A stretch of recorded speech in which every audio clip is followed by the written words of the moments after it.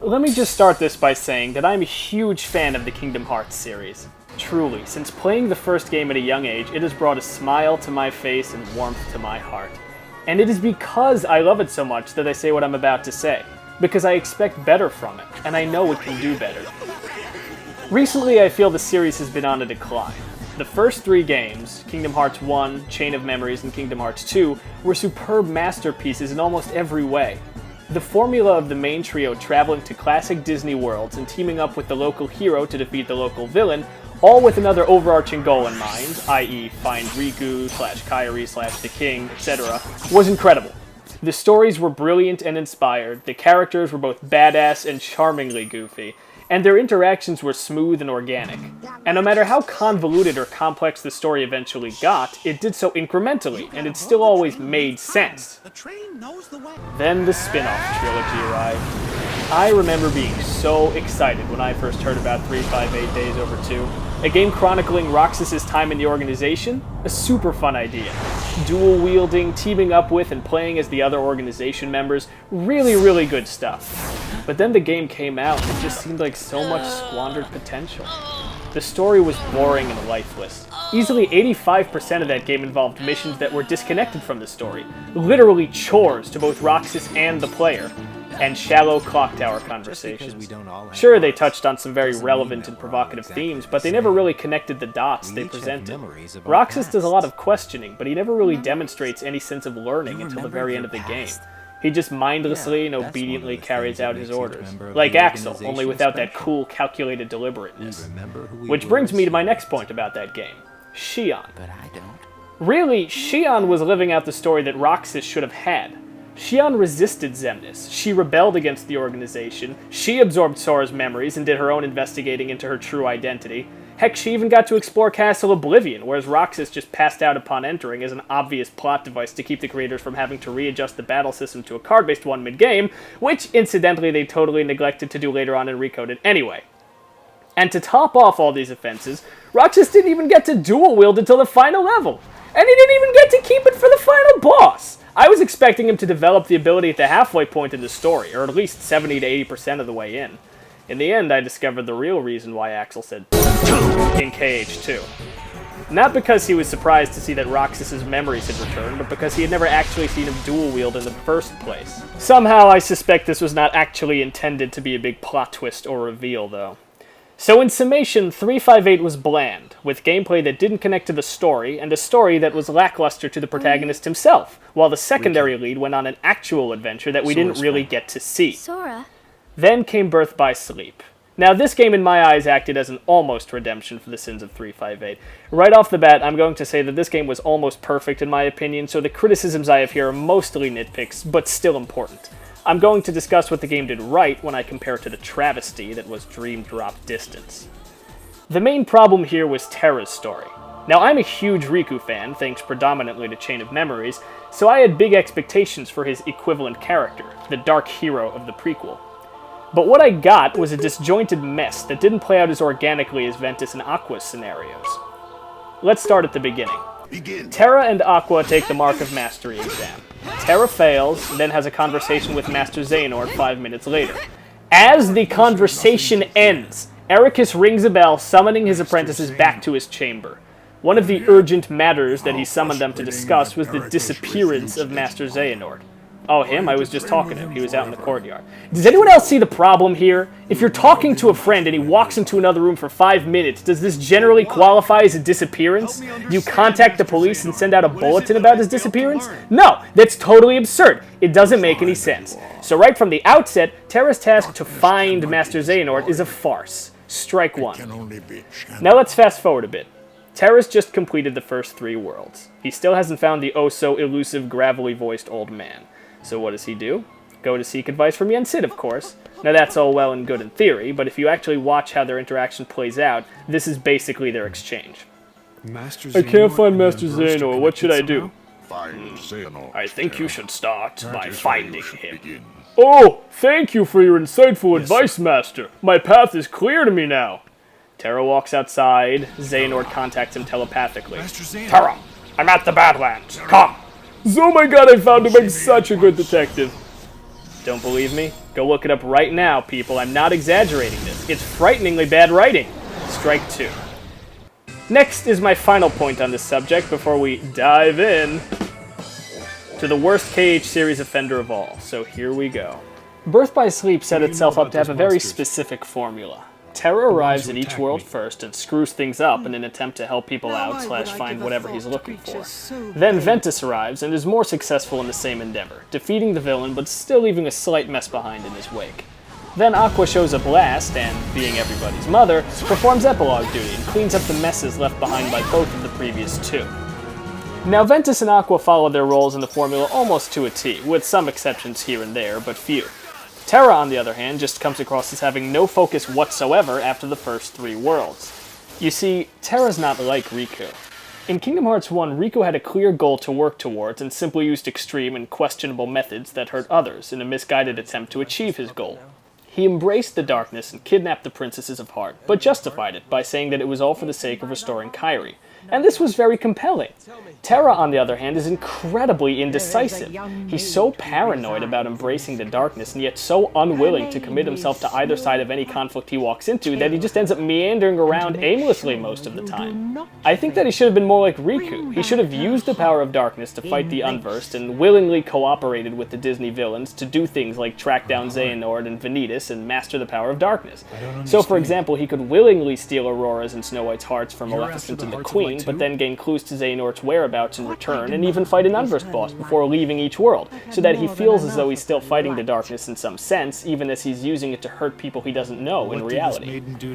But the really upsetting thing here, ironically, is that Terra never does anything bad at all! Not once does he willingly work with a villain that he is aware is a villain! Heck, the only apparently deplorable act he commits is the theft of Aurora's heart, which A, looked like it was a result of Maleficent's hypnosis over him, and B, was later revealed to be Master Xehanort's doing anyway, completely removing all responsibility from him. And yet, according to Aqua, he has so many crimes to answer for. I've been to the same worlds as you, and I've seen what you've done. And he's constantly being guilt-tripped by Ericus. It just doesn't make any sense. Not even a little. And to top it all off, Nomura was so focused on establishing him as the dark protagonist, despite failing miserably to do so, that Terra barely gets to commit any heroic acts either. So he truly just stumbles aimlessly through all the worlds in the latter half of the game. Yes, I know he's tracking Vanitas and mastering the power of darkness, presumably, but he never finds Vanitas, and the one time he accepts tutoring in the dark arts from Hades, the ability he develops is the ground-themed Earthbreaker command style. Okay. I'm going to skip Coded because I played that game, and I can confirm for anyone who didn't that it didn't need to exist. Enough said. So now we move on to the game that I consider to be the rock bottom of the series from a storytelling standpoint. Dream Drop Distance. Want to know why? If you'd like to settle down for a sec, I'll field your questions one at a time. Now don't misunderstand. As a video game, it's a perfectly strong entry. The gameplay itself is definitely fun. There are tons of abilities, combat partners make a not-so-triumphant return, the soundtrack is actually new and incredible, and the world design has been vastly expanded and improved to compensate for the changes made by the advent of flow motion. I'm not denying any of this, but it also brings me to my first gripe. Kingdom Hearts Dream Drop Distance is like a really, really awful tasting cake with really, really exceptionally delicious frosting. What do I mean by this? Well, if the things I just mentioned are the frosting, then basically everything else is the cake. You see, I understand that at the end of the day it's still a game, and so gameplay and fun should take precedence overall, but with this particular franchise, there's always been the potential for more. Kingdom Hearts is about the entire package. That's what separates it from things like Mario and whatnot. I mean, aside from thousands of other glaring obvious things, of course.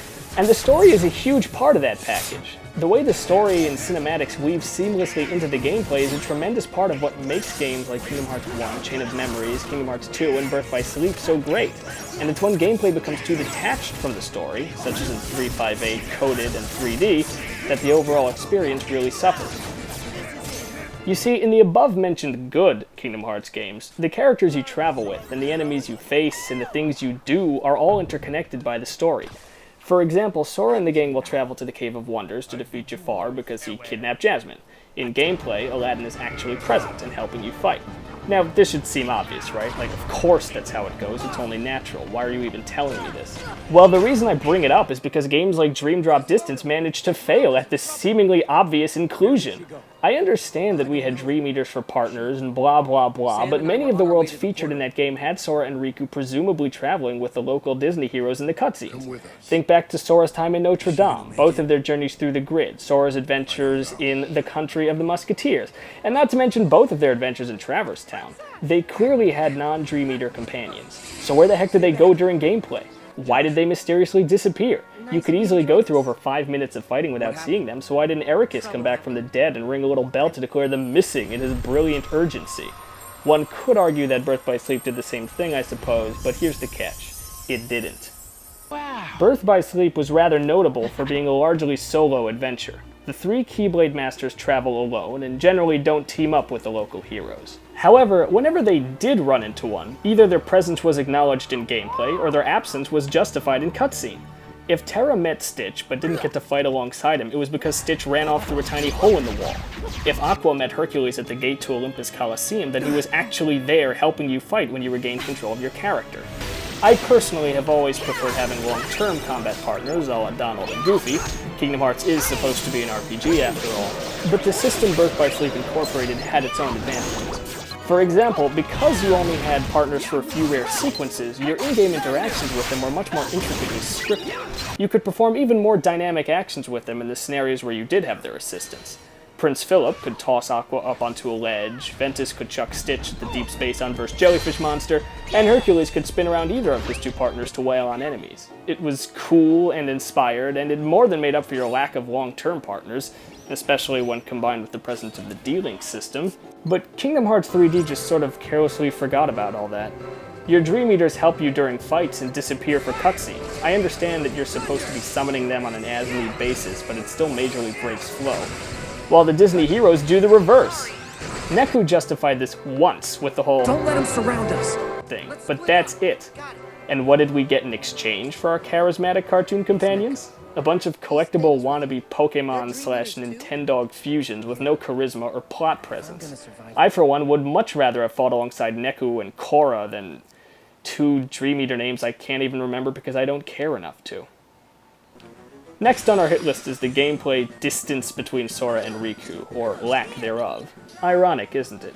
To drive this point across, let me draw your attention to Chain of Memories for a moment. Chain of Memories was a weird game. It had a battle system that simultaneously added a layer of strategy that wasn't present in the other games, and yet simplified and streamlined combat so that it could function on the GBA, a system with way fewer buttons than a PS2 controller. Indeed, the card battle system of Castle Oblivion has received some praise, some criticism, and much questioning, but the fact of the matter is it had to exist in order for the game to be playable on a small handheld console. It wasn't a mean-spirited bait-and-switch of the first game's combat system, it was a necessary plot device. Now, being a GBA game, it was inherently simpler than most, if not all, of the other games in the series. And yet it actually featured, for the first time in the series, 2 playable characters with 2 separate stories. And although both of their battle mechanics had the same fundamental base, involving numbered cards and slashing swords, they actually felt wildly different to play as in numerous ways. On a superficial level, there's the nature of their cards and decks. Sora can customize his deck and use a wide variety of magic and friend cards that Riku cannot, and Riku has his deck preset differently for each world. Only 1 friend card, though it's one that Sora lacks, which is nice, and different slates. Riku also reloads and levels up faster than Sora, mimicking his superior affinity for combat. The most important difference, however, is Dark Mode. With the implementation of Dark Mode, Riku's fighting style is completely remixed, distancing it much more severely from Sora's and really allowing the player to feel the addicting power of darkness. Once you get a taste of that surge of power, you never want to go back, and suddenly you realize why Riku was so drawn to it in the first place. And yet, as brilliant as Dark Mode is, there's even more still to differentiate the 2 characters. Sora's story is much more character and conversation driven. It features heroes and villains, and we see Sora both laughing with his friends and defending himself from his enemies. For newcomers to the series, we get a really good, consistent, clear look at who Sora is and what he represents. Riku's story, on the other hand, has completely different themes and concepts that drive it. While Sora's journey focuses on his memories, Riku's focuses on his darkness. He doesn't have any friends with him. He interacts solely with people who are out to destroy him, and this gives his cutscenes and his character a very different feel. Unlike Sora's warm, friendly demeanor, Riku is fiery and aggressive. While Sora defends himself from his attackers, Riku antagonizes his own assailants almost as much as they antagonize him. He has a real edge, and yet we see that underneath that he can be just as sweet as Sora in his more limited interactions with King Mickey. So despite the overly simplistic controls and relatively limited special abilities, Sora and Riku starkly contrast each other, and both of them are equally interesting in their own way. Kingdom Hearts Dream Drop Distance, on the other hand, had so much more to work with in order to differentiate the characters. More processing power, abilities, more varied scenarios, and overall more production value, and yet it actually did less to make them stand apart in an interesting way. Right from the beginning, Yensid tells them to forget their self-taught styles of Keyblade wielding and learn to fight in a more formal manner. This is just a terrible idea to begin with, because it would homogenize the characters greatly if they actually did it, and the fact that Terra, Ventus, and Aqua each had their own unique fighting style makes this entire conversation a farce anyway. Fortunately, they seem to ignore that particular command as far as sword-swinging animations are actually concerned. Unfortunately, however, they were homogenized regardless. Their playstyles still feel almost exactly the same, aside from a few character-unique commands and the more starkly contrasting way they link up with their Dream Eater companions. This is easily the single biggest difference they have, and it just involves their combo attacks with their relatively uninteresting Dream Eater partners. And to top it all off, they barely get any unique Keyblades. In Birth by Sleep, the three protagonists had about 3 unique weapons each, but in Dream Drop Distance, Sora and Riku have 2. Their starting weapons and their reward for beating Pranksters' Paradise, a weak Keyblade from a relatively insignificant world. That's it. And it's not just gameplay where they mesh together either. The journeys they take are much more similar than in previous games. Obviously, Riku works with the villains in Kingdom Hearts 1 and behind the scenes in Kingdom Hearts 2, but let's again refer to Chain of Memories, where we actually get to play as him. In Chain of Memories, Sora does a lot of rescuing. He fights Heartless to save his friends. Riku, on the other hand, fights Heartless as part of a physical manifestation of his internal battle against his own darkness. Sora has a nice balance of fighting and talking, while Riku has a heavy emphasis on raw combat, and this was something that helped to set them apart. In Kingdom Hearts Dream Drop Distance, they both go around saving various people, if figments of the sleeping worlds even count as people, and while it's cool to see Riku performing a Sora-esque activity for once, it also takes away a lot of his edge. Riku is much less cool and edgy in 3D than ever before. He's much more soft-spoken and not so hot-tempered. I understand that this was probably a result of Squeenix trying to show growth in his character, but it just made him boring. If him and Sora were doing the exact same thing, and Sora was cheerful and energetic, then a sedated Riku just came across as bland and uninspired. He could have kept some of his old vigor, even while helping the troubled hearts he came across. Furthermore, the only thing the writers went out of their way to do in setting the two protagonists apart was establish Sora as airheaded and Riku as smart. It's insulting to our lovable Chosen One and barely redeeming to our lobotomized anti-hero. The next and biggest issue is the story itself. KH3D's plot is such a hot mess that I don't even know where to begin, but the bottom line is it just doesn't make sense. I don't mean that it's convoluted. Convoluted, any seasoned KH fan can handle. KH2 was convoluted. This game is just disjointed, nonsensical, and filled to the brim with gaping plot holes. First of all, in an attempt to be original with the concept, Nomura must have come up with the most bizarre and lame method of time travel in the history of fiction, and that's saying something. So, Sora and Riku went back to the Destiny Islands of KH1 because they had a version of themselves waiting there? Fine, I'll bite. Oh, but plot hole number 1.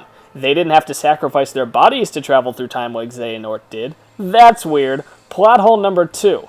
Young Xehanort clearly demonstrated powers of time control and travel, but where did he get those powers? From Ansem, Seeker of Darkness when he visited him on Destiny Islands? What, so after casting your body aside, you can just give those powers to another person? Well, why give them to your youngest, weakest self? Why not give them to Xemnas or Terranort? There is no good answer because it doesn't make sense.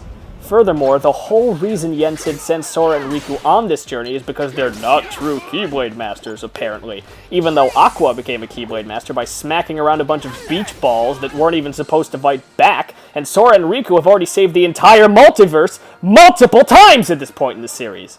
Need I go on? Because I can. For hours. Let's travel further back in the game to some of the Disney World visits. Where do the keyholes come from? Yensid says the Dream Eaters will guide you to the sleeping keyholes, but as far as I can tell, the Dream Eaters don't do anything aside from attack nightmares, and the keyholes just appear out of thin air whenever Sora and Riku learn a lesson.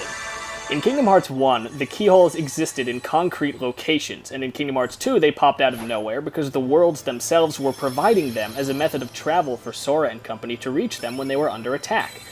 Anyway, let's jump to the first Traverse Town scenario. Here we learn how the writers intend to handle integrating the drop system into the story, by awkwardly ignoring it. Seriously, look at this! When Sora and Neku encounter young Xehanort, Sora passes out, and when he wakes up, nobody's there. After Riku makes peace with Beat, he spontaneously faints with Beat and Joshua present, and not in the middle of engaging a hostile like Neku was, and when he wakes up, they're just sort of gone. Nobody asks Sora or Riku what happened, or why they just suddenly lost consciousness when they meet up with them again, and neither Sora nor Riku ask why their new friends just sort of abandoned them when they did. Later worlds ignore this problem altogether by simply making drops unscripted and disconnecting your human or anthropomorphic animal allies from your party, making them just conveniently appear in cutscenes where the protagonists manage to miraculously stay awake. Okay, now for Riku's story in Pranksters Paradise. Basically, he experiences a deja vu of the Pinocchio kidnapping scenario from KH1. He chases down the culprit, only to find himself in a black coat. And then the Phantom Riku just gives up and walks away. Why did he bother taking Pinocchio in the first place? If it's supposed to be Sleeping Monstro's memory of Riku's actions in KH1, then I distinctly remember Riku offering Sora a lot more resistance than, "Oh, you found me, I guess I better just hand him over now." Oh, and the grid. Now there was a missed opportunity if I ever saw one. When the grid was first revealed to be a world in this game, I was so excited. Not only does it add really cool aesthetic variety to this game's world selections, but Sora has a history with Tron, so the idea of fighting Rinsler with him was just dripping with dramatic potential. Unfortunately, they shot themselves in the foot right off the bat by making all the Sleeping Worlds take place in the past, so Tron would never have met Sora yet in the first place, and by having nobody recognize or remember Sora since they're all just figments of the Sleeping Worlds or whatever anyway. So like, newsflash Sora, even if your buddy Tron wasn't reprogrammed, he wouldn't recognize you! Also, I think the Western release reversed the order of the grid in Pranksters Paradise for some reason, because I vaguely recall seeing Japanese walkthroughs where they visited PP first, and also when Sora sees Xemnas in PP... Sorry, I don't feel like saying Pranksters Paradise over and over. When Sora sees Xemnas in PP, he's all like, "Ah, Xemnas, but how?" And when he sees him in the grid, where he sees him first, in our version, mind you, he's just like, "Oh, you again," or something considerably less surprised or impressed. Oh yeah, not to mention that the grid's Keyblade is, like, better than PP's in almost every way.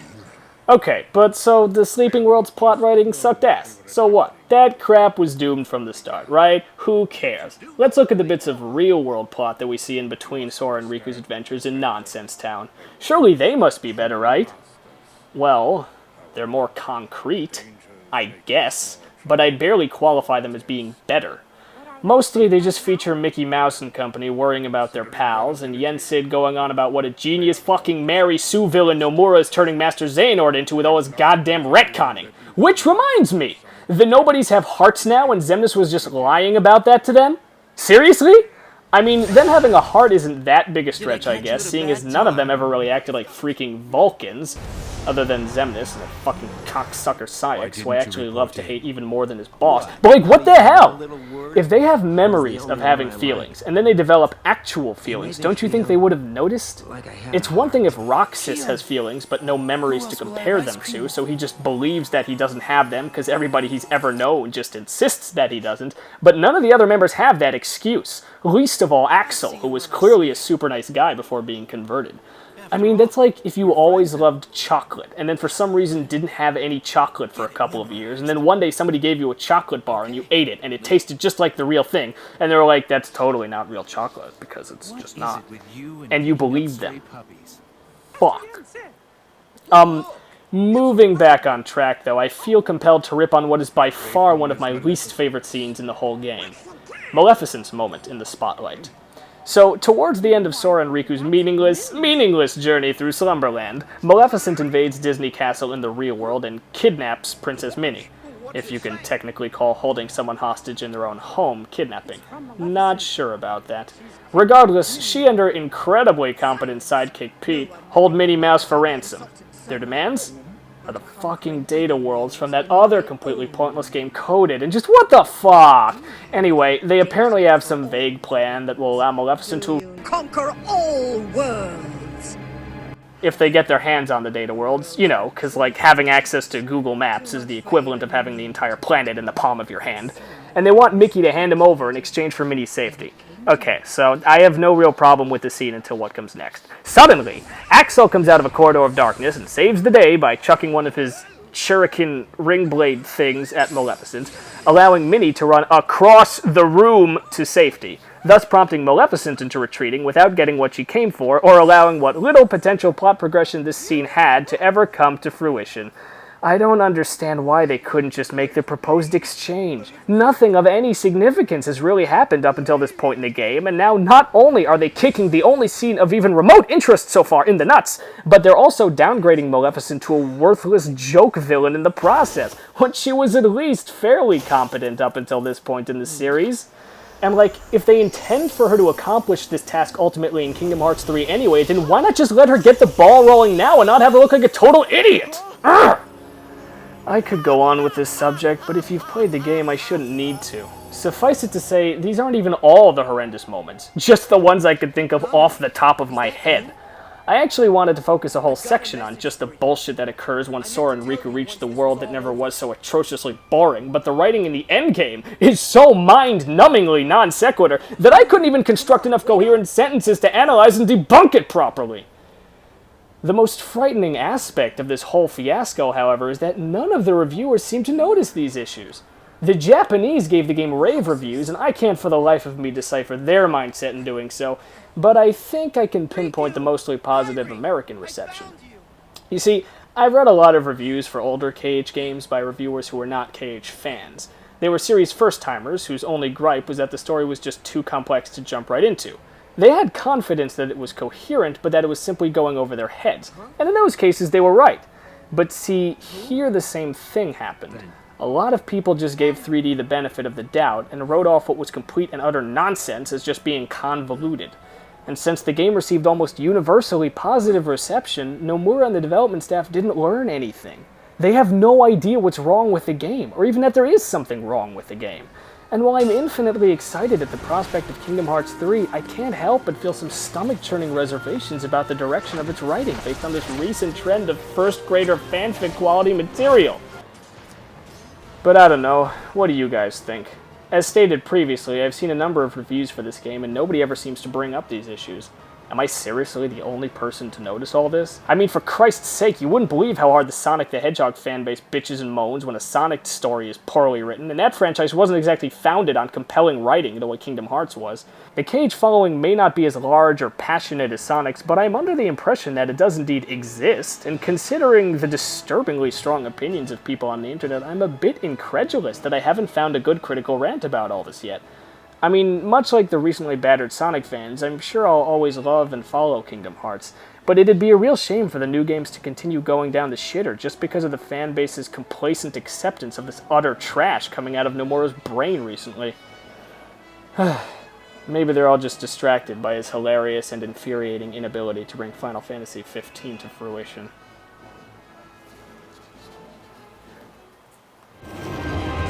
Fuck, check, deck! Okay, we're just gonna cut this out.